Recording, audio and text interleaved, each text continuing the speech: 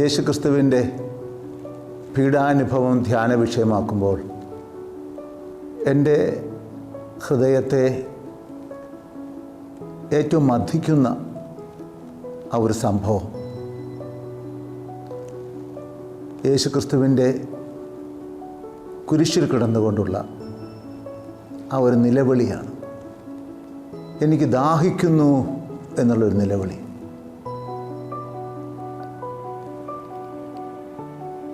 തൻ്റെ ജീവിതകാലത്ത് ഒരിക്കലും തൻ്റെ വേദനകൾ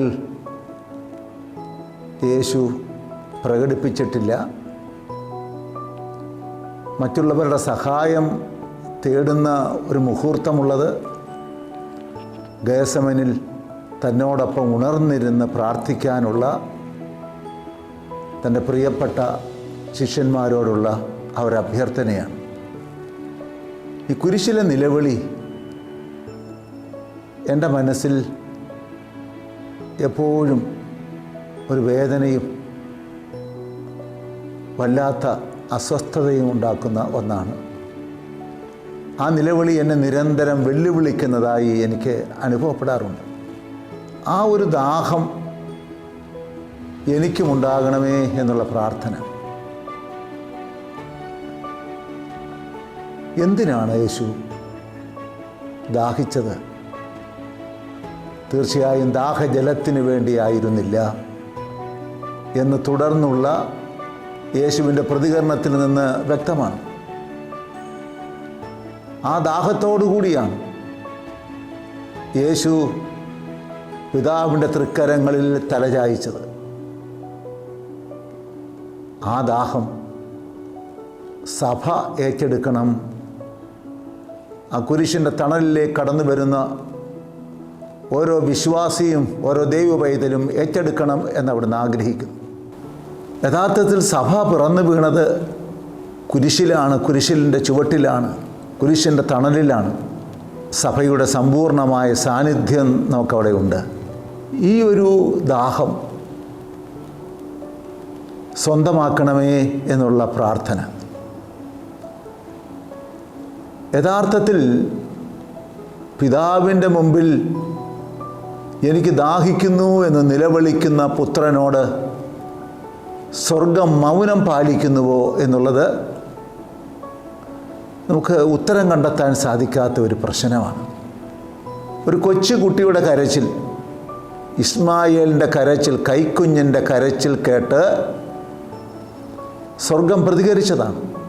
ഹാഗാറിന് ജീവജലത്തിൻ്റെ ആ ഒരിടം കുടിവെള്ളത്തിനുള്ള ഇടം കാണിച്ചു കൊടുത്തതാണ്, കിണർ കാണിച്ചു കൊടുത്തതാണ്. വെള്ളമില്ലാതെ പരാതി പറഞ്ഞ ഇസ്രായേൽക്കാർക്ക് പാറയിൽ നിന്ന് വെള്ളം കൊടുത്തവനാണ്. ഏലിയാ ദീർഘദർശിക്ക് മഴ പെയ്യാത്ത ആ 3 വർഷവും കുടിവെള്ളം വറ്റാതെ നൽകിയവനാണ് ദൈവം. എന്നാൽ ഇവിടെ പിതാവ് മൗനം പുലർത്തുന്നു. അത് പുത്രനെ അവഗണിക്കുകയല്ല, മറിച്ച് ആ ദാഹം ഏറ്റെടുക്കേണ്ടത് സ്വർഗമല്ല, ആ ദാഹം ഏറ്റെടുക്കേണ്ടത് ഭൂമിയാണ് എന്നുള്ളത് കൊണ്ടാണ്. ഈ കുരിശിൻ്റെ ചുവട്ടിലേക്ക് കടന്നു വരുന്ന ഓരോ വിശ്വാസിയും ഈ ദാഹം സ്വീകരിക്കണം എന്നുള്ളതാണ്. ആ ദാഹം തീർക്കാനുള്ള ആ ഒരു സമർപ്പണമാണ് ഇന്ന് സ്വർഗം ഏറ്റവും അധികം ആഗ്രഹിക്കുന്നത് എന്ന് ഞാൻ വിചാരിക്കുകയാണ്. ആ ദാഹം അവസാനിക്കാതിരിക്കട്ടെ. അതുകൊണ്ടാണ് പ്രേക്ഷിതയായി സഭ നിലനിൽക്കുന്നത്. സഭയുടെ അസ്തിത്വം, യഥാർത്ഥത്തിൽ സഭയുടെ ഒരു നിലനിൽപ്പ് ഈ പ്രേക്ഷിത ദൗത്യത്തിലാണ്. ഈ ദാഹം ഇല്ലാതായാൽ പിന്നെ സഭ ജഡത ബാധിക്കാനിടയായി വിരുദ്ധ സാക്ഷ്യം നൽകുന്ന ഒന്നായി മാറും. ഈ ഒരു ചൈതന്യം, ആത്മാക്കൾക്ക് വേണ്ടിയുള്ള ദാഹം, ഇനി യേശുവിനെ അറിയാത്തവർക്ക് വേണ്ടി യേശുവിനെ പകർന്നു കൊടുക്കാനുള്ള അതീവ്രമായ പരിശ്രമങ്ങളുമാണ് ഈ ദാഹത്തോടുള്ള നമ്മുടെ പ്രതികരണം, അതിനാവശ്യമാകുന്ന സമർപ്പണം എനിക്കുണ്ടാകട്ടെ എന്നുള്ളതാണ് എൻ്റെ പ്രാർത്ഥന. ഈ ഒരു ദാഹം ഈ തലമുറകളിൽ നിലനിൽക്കട്ടെ എന്നുള്ളതാണ് എൻ്റെ പ്രാർത്ഥന. എൻ്റെ ഭദ്രാസനത്തിൽ ഈ ദാഹം ഉൾക്കൊണ്ടവരുടെ വലിയൊരു നിര ഒരു സൈന്യവ്യൂഹമായി ഉണ്ടാകട്ടെ എന്നുള്ളതാണ് എൻ്റെ പ്രാർത്ഥന.